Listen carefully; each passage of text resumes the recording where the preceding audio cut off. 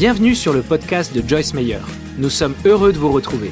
Chaque jour, des encouragements pour recharger vos batteries, vous inspirer et vivre une vie épanouie.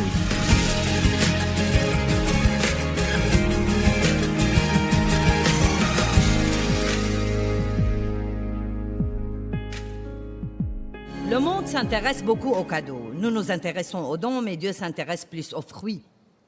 Les dons sont offerts. Ils ne requièrent pas beaucoup d'efforts de notre part. Le fruit est développé. Il vient comme une semence quand nous recevons Christ comme notre Sauveur dans notre esprit. Quand vous recevez le Christ, vous recevez l'Esprit Saint. Quand vous recevez l'Esprit Saint, vous recevez les fruits de l'Esprit. Galates chapitre 5 nous enseigne que quand l'Esprit est en nous, nous avons l'amour, la joie, la paix, la patience, la bienveillance, la gentillesse, la fidélité, la délicatesse, la maîtrise de soi. Combien de vous croient que ces choses sont en vous? Alors nous n'avons pas besoin de payer pour quelque chose que nous avons déjà. Nous devons demander à Dieu de nous aider à apprendre comment les utiliser et les vivre. En fait, ce qui nous pousse à exercer les dons de l'esprit ou les fruits de l'esprit, c'est une forme de pression s'exerçant sur nous. Combien d'entre vous font assez régulièrement l'expérience d'une pression dans la vie de tous les jours? Je veux vous parler aujourd'hui de l'amour, car je crois, et je peux vous prouver de la Bible même que l'amour est la chose la plus importante dans laquelle nous apprenons à fonctionner. Le fait que je sois connue comme une grande enseignante, ou que vous soyez connu comme un grand chanteur, ou que quelqu'un d'autre soit connu comme le plus grand homme d'affaires du monde, n'est pas très important. Ce qui est important, c'est que nous aimions les gens et que chaque fois que nous sommes avec les gens, ils sentent que quelque chose a été ajouté à leur vie parce que nous étions là. Qu'est-ce que l'amour? Nous pouvons donner un tas de définitions attrayantes de l'amour, mais l'amour se voit à la base à la façon dont nous traitons les gens. Dieu est amour et il nous traite vraiment, vraiment bien. L'amour se voit à la façon dont nous traitons les gens. Comment traitez-vous les gens? De quelle manière spéciale traitez-vous les gens, en particulier ceux qui n'agissent pas exactement de la manière dont vous voudriez qu'ils agissent? Comment traitez-vous les gens que vous n'essayez pas d'impressionner d'aucune manière? Comment traitons-nous les gens qui sont importants en comparaison de ceux que nous considérons comme peu importants? Ce sont toutes les questions que nous nous posions à nous-mêmes. 1 Corinthiens 12, 31 parle de... Il a été question des dons de l'Esprit en 1 Corinthiens 12. Paul enseignait l'Église sur l'utilisation des dons surnaturels de l'Esprit. Et puis il leur dit, je vais vous montrer une voie encore plus excellente. Regardons 1 Corinthiens 12, 31 et entrons de là dans le chapitre 13. Désirez intensément et cultivez avec zèle les plus grands et les meilleurs dons et grâces, les plus grands dons et les grâces supérieures, et je vais encore vous montrer une voie qui les dépasse toutes. Une qui les dépasse de loin, la plus élevée de toutes, c'est l'amour. Donc, l'amour, apprendre ce qu'est l'amour, apprendre à vivre dans l'amour, développer ce fruit de l'esprit est la voie la plus excellente que nous puissions choisir dans la vie. Une excellente personne sera un grand aimant. Et ensuite, il va droit de là, poursuivant en 1 Corinthiens 13, les 8 premiers versets. Et oui, je vais prendre le temps de les lire parce que je pense qu'ils sont importants. Dans la Bible amplifiée, ils sont un peu longs, mais nous allons quand même les voir. Si je peux parler les langues des hommes et même les langues des anges, mais n'ai pas l'amour, cette dévotion consciente, intentionnelle et spirituelle qui est inspirée par l'amour de Dieu pour et en nous, alors je ne suis qu'un bruit et une cymbale qui retentit. Et si j'ai le don de prophétie, le don d'interpréter les buts et la volonté divine, et que je comprends toutes les vérités secrètes et les mystères, et si je possède toute la connaissance, et si j'ai la foi pour déplacer les montagnes, mais que je n'ai pas l'amour de Dieu en moi, alors je suis un rien inutile. Même si je distribue tous mes biens aux aumônes pour nourrir les pauvres, et si je livre mon corps aux flammes pour être glorifié, et vous savez que l'on peut faire les bonnes choses pour les mauvaises raisons, saviez-vous cela? Dieu ne s'intéresse pas seulement à ce que nous faisons, mais aussi pourquoi nous le faisons. Si nous faisons quelque chose pour attirer l'attention, nous n'aurons pas de récompense de Dieu. Si nous faisons quoi que ce soit pour être vus, remarqués ou applaudis, nous n'aurons pas de récompense de Dieu. Nous n'obtenons de récompense de Dieu que quand nous faisons de bonnes œuvres d'un cœur pur, pour glorifier Dieu et pour aider quelqu'un d'autre.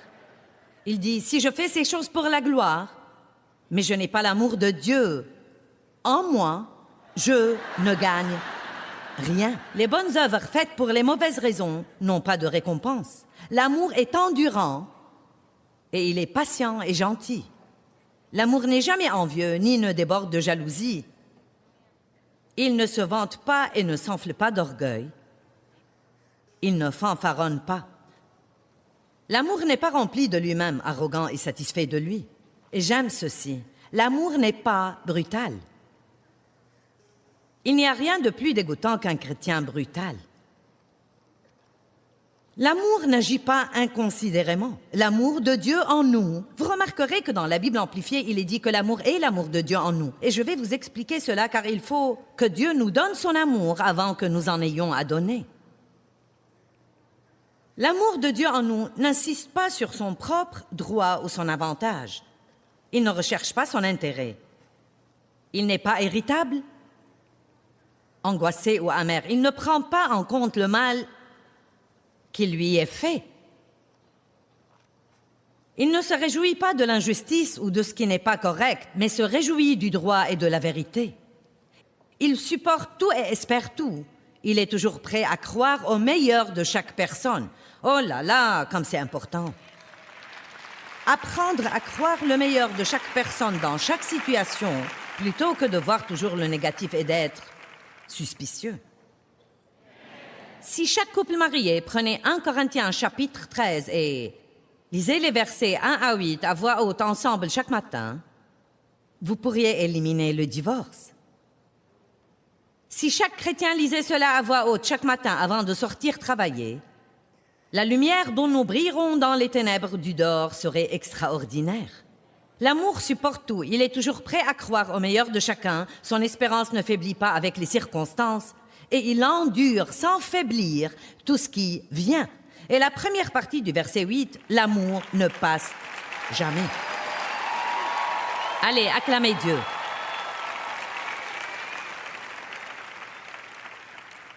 Je ne sais pas ce que vous passez votre temps à étudier, mais je sais que j'étais une chrétienne depuis de nombreuses années avant de passer un moment à étudier l'amour. J'ai étudié le succès, j'ai étudié la prospérité, j'ai étudié la foi, j'ai étudié la puissance, j'ai étudié les dons de l'esprit, j'ai étudié le combat spirituel, j'ai étudié tout un tas de choses. Mais malgré tout, ma vie chrétienne ne fonctionnait pas bien. Maintenant, soyons juste honnêtes. Depuis combien d'années allez-vous à l'église? Et dans quelle situation votre vie est-elle encore? Est-ce que vous avez la victoire, l'équité, la paix et la joie? Combien de temps passez-vous sous la condamnation? Portez-vous du fruit? Êtes-vous satisfait? Aimez-vous votre vie? Marchez-vous avec autorité sur Satan? Ou sentez-vous encore qu'il y a quelque chose qui manque et que vous êtes fatigué de combattre quelque chose tout le temps et vous vous demandez, bien que vous pensiez faire tout ce qu'on vous dit, pourquoi ça ne s'ajuste pas et ne fonctionne pas pour vous? Je vous vois faire ça. Êtes-vous avec moi? Savez-vous de quoi je vous parle? Ce qui me manquait était que je ne connaissais rien au sujet de l'amour et je pense que ce peut être ce qui manque à beaucoup de gens. Quand j'en suis venue à demander à Dieu quel était mon problème, j'ai su qu'il me répondait « Tu es très égoïste. Tu penses à toi tout le temps. » Alors j'ai commencé une étude intense sur l'amour parce que j'ai trouvé que c'était plus qu'un mot qu'on lance dans l'Église. Nous aimons tout, de la crème glacée aux chiens. Et nous ne savons pas ce que cela signifie. C'est pourquoi Jésus a demandé à Pierre 3 fois « Pierre, est-ce que tu m'aimes ?» « Oui, Seigneur, tu sais que je t'aime. »« Pierre, est-ce que tu m'aimes ?»« Oui, Seigneur, tu sais que je t'aime. »« Pierre, est-ce que tu m'aimes ?» Et en Jean 21, il est dit que Pierre était attristé que Jésus lui pose 3 fois la même question. « Est-ce que tu m'aimes ?» Peut-être que je devrais m'arrêter juste 1 minute et dire « Aimez-vous Dieu ?» Aimez-vous Dieu? Est-ce que vous aimez vraiment Dieu?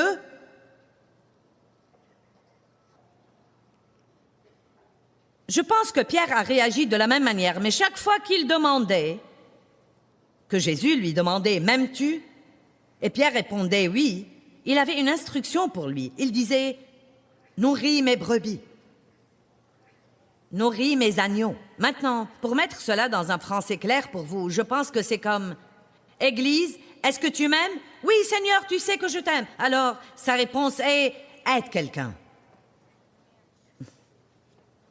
Église, est-ce que tu m'aimes? Ouais, Seigneur, tu sais que nous t'aimons. Alors, aidez quelqu'un. Chrétien, est-ce que tu m'aimes? Oui, Seigneur. Pourquoi me demandes-tu 3 fois la même chose? Eh bien, que fais-tu pour aider quelqu'un d'autre? Combien de temps passes-tu à essayer d'obtenir ce que tu veux en comparaison du temps où tu aides quelqu'un à obtenir ce qu'il veut? Oh, ça fait un petit peu mal, n'est-ce pas? Vous savez, nous sommes intrinsèquement égoïstes. Et si vous ne le croyez pas, vous n'avez qu'à regarder un bébé quand il n'a pas son biberon ou sa tétine, ou qu'il n'a pas son derrière essuyé aussi vite qu'il le voudrait. Ça ne prend pas beaucoup de temps et ils ont une crise chaque fois qu'ils n'ont pas ce qu'ils veulent. La chair est intrinsèquement égoïste. Mais Dieu est bon et je suis reconnaissante de ce qu'il vient et se plante lui-même en nous quand nous le recevons comme notre sauveur. Et il y a un espoir pour nous de surmonter ce type de vie égoïste, centré sur soi, malheureux et déplorable. Jésus a dit, si tu veux me suivre, prends ta croix et suis-moi. Oublie-toi toi-même, perds de vue toi et tes propres intérêts. Eh bien, Joyce, si je ne prends pas soin de moi, qui va le faire? Oh, eh bien, voyons voir. Dieu. Oh, je n'avais jamais pensé à cela. Oh, Dieu! Vous savez quoi? J'imagine qu'il pourrait faire davantage dans vos vies en 1 minute que vous pourriez le faire dans votre vie entière. Qui peut être d'accord avec cela? Maintenant, d'un autre côté, j'enseigne aux gens à prendre soin d'eux-mêmes. Je ne dis pas d'ignorer vos besoins légitimes et ne pas prendre soin de vous-même et de passer une quantité de temps déséquilibré à aider les autres au point que vous ignoriez complètement vos besoins. Ce n'est pas ce dont je parle. Vous savez, si nous n'étions qu'à moitié honnêtes, nous pourrions répondre à la question assez vite. Suis-je égoïste et centré sur moi-même?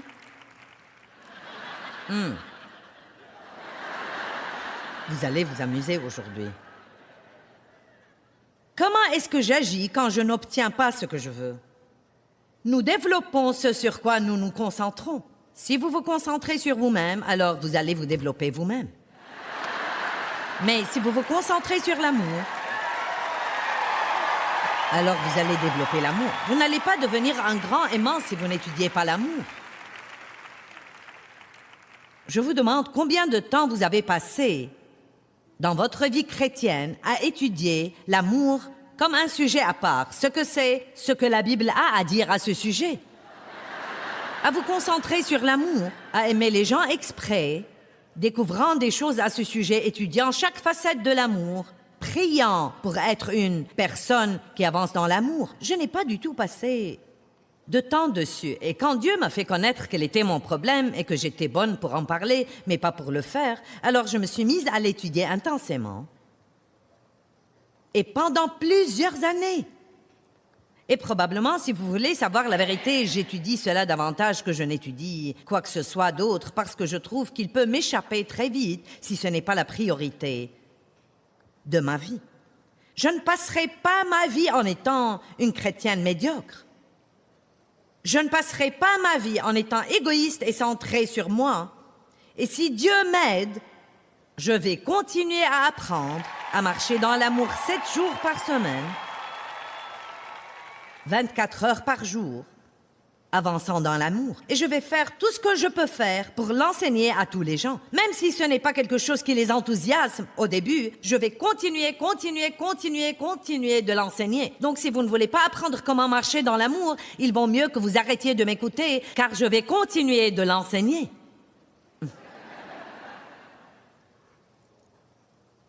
Car je vous dis que cessez de penser à vous-même et demandez à Dieu à quoi il peut vous utiliser pour rendre meilleure la vie de quelqu'un d'autre est la réponse à tous vos problèmes. C'est la réponse à tous vos problèmes. L'amour pourvoit aux besoins. L'amour remet les gens debout. L'amour croit le meilleur. L'amour est patient. L'amour est bon. L'amour est gentil. L'amour est humble. L'amour n'est pas brutal. L'amour n'est pas susceptible. L'amour pardonne.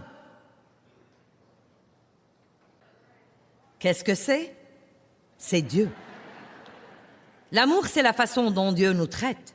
Et tant que nous ne traitons pas les autres comme Dieu nous traite, alors nous n'en savons pas assez sur l'amour. Je ferais mieux de le répéter. Tant que nous ne traitons pas les autres comme Dieu nous traite, je vais trouver quelqu'un dans ce bâtiment à qui parler et qui va faire attention. Tant que nous ne traitons pas les autres comme Dieu nous traite,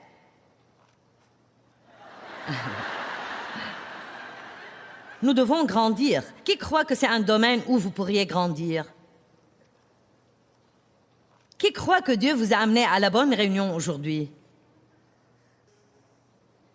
Vous allez développer ce sur quoi vous vous concentrez. Après 33 ans, pendant lesquels j'ai été une étudiante sérieuse de la parole, et enseignant toutes ces années, j'en suis arrivée à la conclusion, et je le dis honnêtement, s'il vous plaît, écoutez-moi. Si vous avez jamais cru quelque chose que j'ai dit, croyez ce que je vais vous dire maintenant. J'en suis arrivée à la conclusion que si je me concentre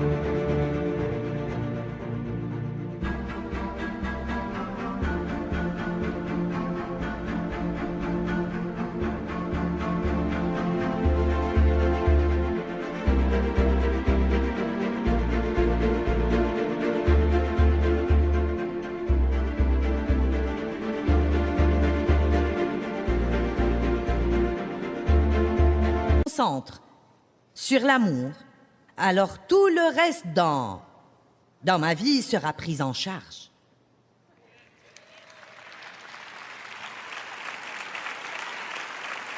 Jean 13, 34 et 35. Je vous donne un commandement nouveau, a dit Jésus. Ils étaient habitués à 10, qui ont été développés en 2000 lois et règles qu'ils devaient suivre pour plaire à Dieu sous l'ancienne alliance. Maintenant, Jésus vient avec une nouvelle alliance, une nouvelle façon de vivre, une fraîche, nouvelle, vibrante façon de vivre. Et il a dit, maintenant je vais vous donner un nouveau commandement, et le voici, aimez-vous les uns les autres, juste comme je vous ai aimé. Vous voyez, tant que je ne sais pas aimer les autres comme Dieu m'aime, j'ai besoin de grandir. Ainsi, vous devriez vous aimer les uns les autres. C'est à ceci que tous sauront que vous êtes mes disciples, si vous vous aimez mutuellement, si vous continuez de manifester l'amour parmi vous. Maintenant, il faut qu'on ait une sérieuse discussion ici. Pourquoi l'Église n'a-t-elle pas un plus grand effet sur le monde?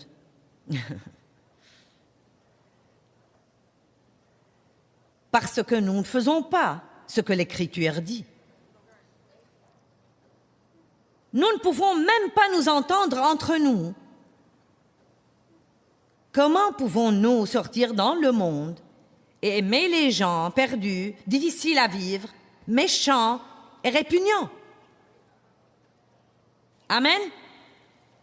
Il a dit, voilà votre réponse pour le témoignage. Voilà votre réponse pour conduire les perdus dans une nouvelle vie avec Christ. Sortez d'ici, dans votre partie du monde, et aimez les gens. Sortez seulement. Oubliez les prêches et les sermons. Oubliez également les discours. Oui, prêchez, et si c'est nécessaire, utilisez des mots. Mais la plupart du temps, laissez votre vie faire le prêche. Allez!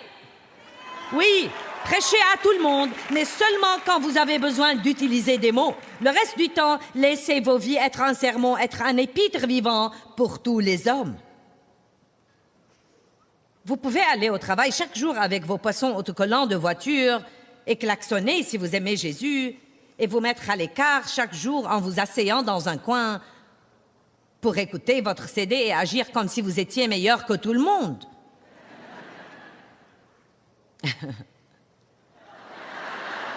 Mais la meilleure chose à faire est d'être un exemple. Et peut-être quand vous entendez que la personne qui vous traitait horriblement a sa voiture cassée, vous êtes celui qui va la voir et lui dit « Je serais heureux de venir te chercher le matin et de t'emmener au travail si tu as besoin. » Pourquoi je devrais faire cela après la façon dont il m'a traité? Eh bien, parce que vous êtes un représentant de Dieu et parce que c'est cela qu'il ferait, parce qu'il fait briller son soleil sur celui qui est juste comme sur l'injuste. Si nous commençons d'agir ainsi, ça va être un peu difficile. Nous allons devoir avaler notre fierté et renoncer à la revanche.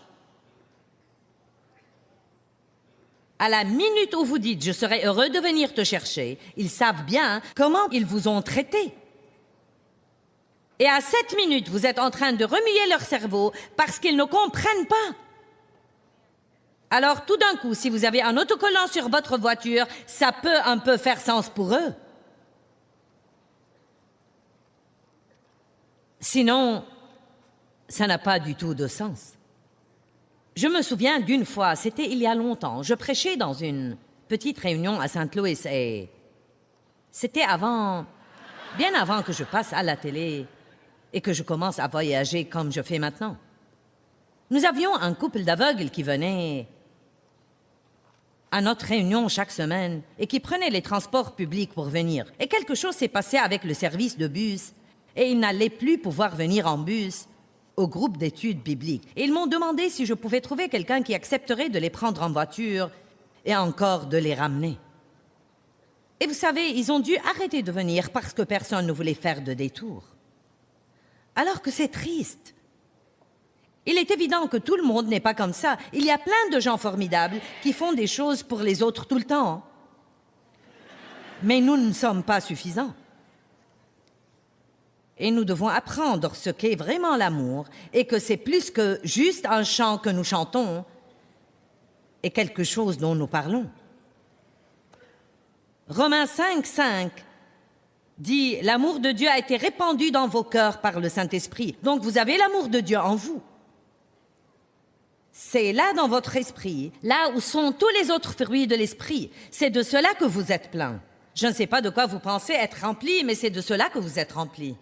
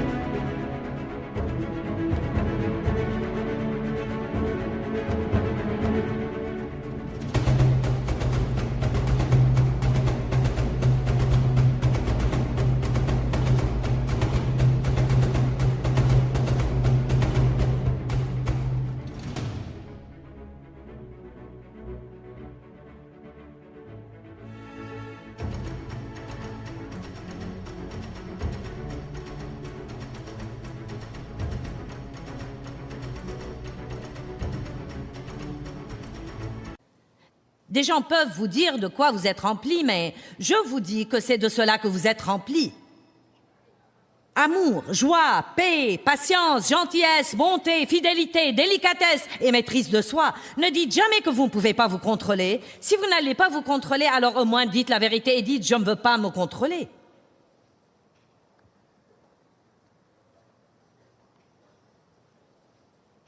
Nous préférons penser « je ne peux pas m'en empêcher ». Non, Dieu nous a équipés pour la victoire. Il nous a équipés pour sortir dans le monde. Maintenant, il se peut que vous ayez une maîtrise de soi faible car vous ne l'avez pas utilisée. Mais plus vous l'utilisez, plus elle devient forte. Il se peut que vous soyez plus faible dans le fait de montrer son amour car vous ne l'avez pas exercé. Mais vous avez la graine de grandeur à l'intérieur de vous. Et je dis grandeur parce que c'est ce que fait une personne vraiment grande. Pas ce que nous faisons dans le monde, mais comment nous traitons les gens? Qui est d'accord sur le fait que comment traiter les gens est la chose la plus importante? Vous avez ce fruit en vous, mais il est profondément enfoui dans votre esprit. Et nous avons des trucs dans nos âmes. Et parfois, l'amour de Dieu peut être coincé en nous.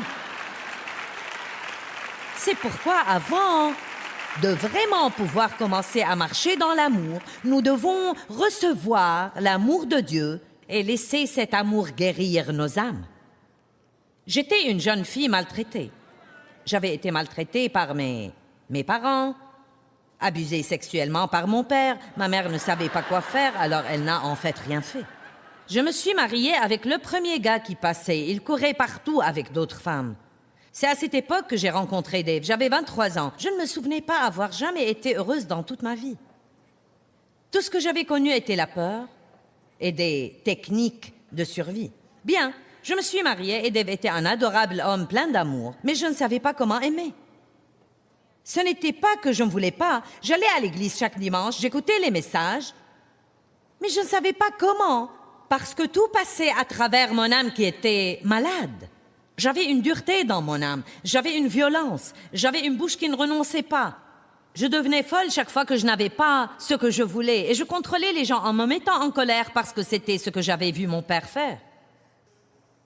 Et je pouvais aller pour apprendre toutes sortes de principes. Je pouvais apprendre 20 manières de combattre spirituellement, et 12 manières d'être prospère, et 16 manières de guérir, et 18 étapes vers la victoire. Mais rien de cela n'allait me faire aucun bien jusqu'à ce que j'apprenne à recevoir l'amour de Dieu. L'amour de Dieu peut guérir votre âme malade. Et maintenant écoutez-moi, avant que vous puissiez vraiment aimer les gens, vous devez laisser l'amour de Dieu vous guérir. Maintenant écoutez-moi, et vous avez à apprendre comment vous aimez vous-même.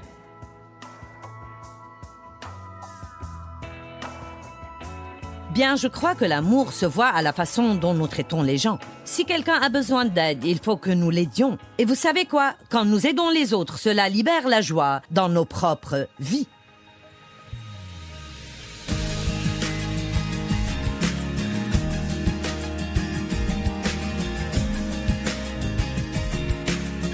Merci beaucoup d'avoir écouté. Si vous souhaitez recevoir plus d'encouragement de la part de Joyce, abonnez-vous gratuitement à la newsletter mensuelle sur joycemeyer.fr/newsletter. Soyez bénis et à bientôt.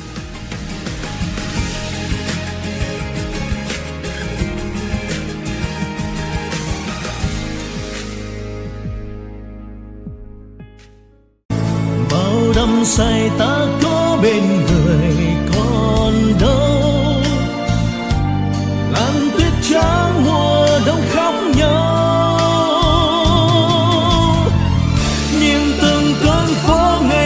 Vắng lại nhìn làn tuyết trắng buồn sẽ có quay. Ngày xưa ấy một lần lầm lỡ, thế nhưng lại đau vì ta mất nhau. Người không thứ tha đời ta ngỡ để cho thương nhớ về trong lỡ làng. Ngày ta xa một ngày mùa đông, tuyết rơi lạnh cóng, xót xa hoài mong. Bóng tuyết rơi một đời tạ tới.